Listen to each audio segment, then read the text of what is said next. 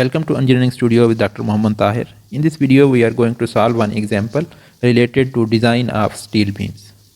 A beam which is continuously supported in the lateral direction for lateral torsional buckling.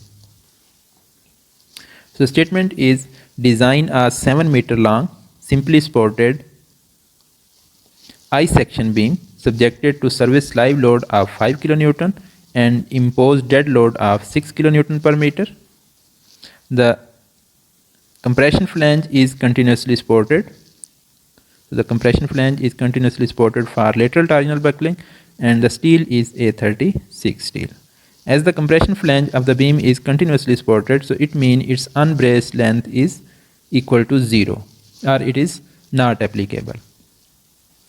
So to solve this example or to design the beam, first we need to assume the self weight of the beam. And if the dead load is given, superimposed dead load is given, so in that case self weight will be equal to 10% of the superimposed dead load. So the superimposed dead load is 6 kilonewton, so 10% of it is equal to 0.6 kilonewton per meter. After calculating the assumed self weight of the beam, we need to calculate the factored load. So for that, the factor dead load plus factor live load, and here dead load will be equal to 0.6 plus 6 means self weight plus superimposed dead load. So the total factor load will become 15.92 kilonewton per meter. So after calculating the factored self weight, we need to draw the shear force and bending moment diagram. So as it is a simply supported beam subjected to uniformly distributed load, so its reaction will be equal to WL by 2 means 7 multiplied by 15.92 divided by 2, and it comes out to be 55.72 kilonewton, and the reaction will be same on both sides, on both the supports. And if we draw the shear force diagram, so here 57.72, and then there will be linear distribution of the shear force diagram, and then at the end again 55.72 kilonewton. And the bending moment diagram will be like this, and the maximum ordinate will be equal to WL squared by 8, and its value comes out to be 97.51. Okay, after calculating the shear force and bending moment diagram, the next step is to calculate the CB value. As the beam is continuously braced, so in that case CB is not applicable in that case, or either we can take its value equal to 1 if it is required somewhere. So after calculating the value of CB, the next step is to check the segment which is most critical, and in this case we have only one segment. In the beam is continuously braced, so in that case we will have only one segment, and for that we need to check the maximum value of moment, which will be equal to mu, and then Vu will be equal to V maximum, and here the compression flange is continuously braced, so in that case LB will be equal to 0. So we need to design for this segment without considering the lateral torsional buckling, because there will be no lateral torsional buckling in this case. Okay, assuming the section to be internally compact and knowing that there is no lateral torsional buckling as the compression flange is continuously braced, so we need to calculate the Zx required. So Zx required will be equal to mu over phi Fy. Mu is 97.5, and this is multiplied with 10 raised to power 6 because mu is calculated into kilonewton meter, and we need its value in Newton millimeter because Fy is in Newton per millimeter square. So to make the unit consistent, we need to convert this kilonewton meter into Newton millimeter, and for that we multiply it with 10 raised to power 6. And phi b is 0.9, Fy is 250 for A36 steel. So the required section modulus comes out to be 433.4 times 10 raised to power 3 millimeter to power 3. And D minimum for buildings is L by 22, so L is 7 meters, so 7000 by 22, so D minimum comes out to be 318 millimeter. So now we need to select the section based on these three criteria: Z, minimum weight, and D. So to select the section, we need to go into the properties table or beam selection tables.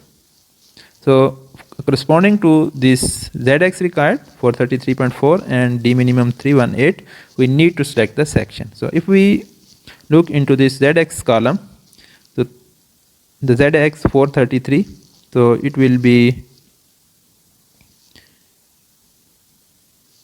corresponding to this row. So 446 is more than 433 and 426 is less than 433. So we can select this 446, this section 200 by 41.7.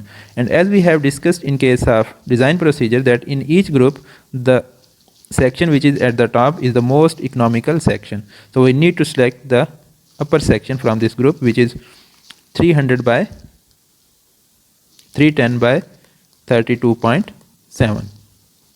And if we see the D minimum for this section, it is 313, which is less than 318 millimeters. So we cannot select this section. So we need to proceed further in the upward direction. So if we see this section, so all these sections have higher section modulus than the required. So the top member, this section at the top of the next group, has the section modulus more than this 433.4, and if we see the D minimum, it's 349, which is more than 318. So we can select this section 360 by 32.9. So here is our selection 360 by 32.9, and for that ZX is 544 into 10 raised to power 3 and D is 349. So ZX as well as D minimum both are satisfied. So after selecting the section, we need to perform the compactness check. So for the internal compactness check, first condition is web should be continuously connected with the flanges, and this is so in case of hot roll section, so it's okay.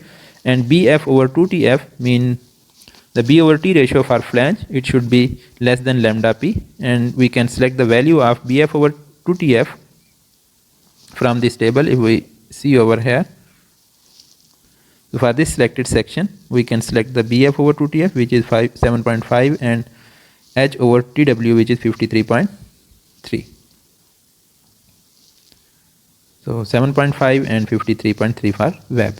And for this value lambda P, we can use these tables given in AISC code for flexural members, and the lambda P value for this I section, we can select this value, and this comes out to be 10.8 for A36 steel. And the 7.5 is less than this 10.8, so it means okay, our flange is compact. And H over TW, which is 53.3, and corresponding to that lambda P can be considered from this table, which comes out to be 107, and 107 is more than 53.3, so it means our web is also compact. So all the three conditions are satisfied, so we can say that our section is internally compact. So now we need to calculate the bending moment capacity. So as the compression flange is continuously braced, so it means LB is equal to 0, and when LB is equal to 0, so definitely it will be less than LP. So if LB is less than LP, so we will have the case 1 for lateral torsional buckling, mean there will be no lateral torsional buckling, and the moment capacity will be equal to plastic moment capacity of the section. So the moment capacity will be equal to plastic moment capacity of the section, and we can calculate it by ZX time Fy. So phi is equal to 0.9, ZX is 544 into 10 raised to power 3 for the selected section, and Fy is 250, and this is divided by 10 raised to power 6 to convert it into kilonewton meter. So the nominal capacity comes out to be 121 kilonewton meter, and it is more than the applied MU, which is 97.5. So the capacity is more than the applied moment, so it's okay. It means our selected section satisfy the flexural capacity requirement. Okay, after that we need to apply the shear check. So for that, first we need to check this condition that H over TW, it should be less than 2.24 times square root E over Fy, and this comes out to be 63.4 for A36 steel, and H over TW is 53.3, and it is less than 63.4, so it means CV will be equal to 1 and the shear yielding formula is applicable. So the nominal capacity of the section corresponding to shear will be equal to the yield capacity of the web, and we can calculate the nominal capacity or the design capacity of the section. 5V Vn is equal to 5V times 0.6 times Fy times area of web times Cv. So 0.9 times 0.6, and it is divided by 1000 to convert it into kilonewton, and Fy area of web and Cv. So Fy is 250, area of web is d multiplied by thickness of web. So d is 349 and thickness of web is 5.8, and Cv is equal to 1 as this H over Tw is less than 63.4. So the design capacity comes out to be equal to 273.27 kilonewton, and it is more than 55.72. So it means the shear strength check is also satisfied. So after that, we need to check for the deflection. First, we need to calculate the actual deflection, and in case of uniformly distributed load, the actual deflection of simply supported beam can be calculated by using this expression.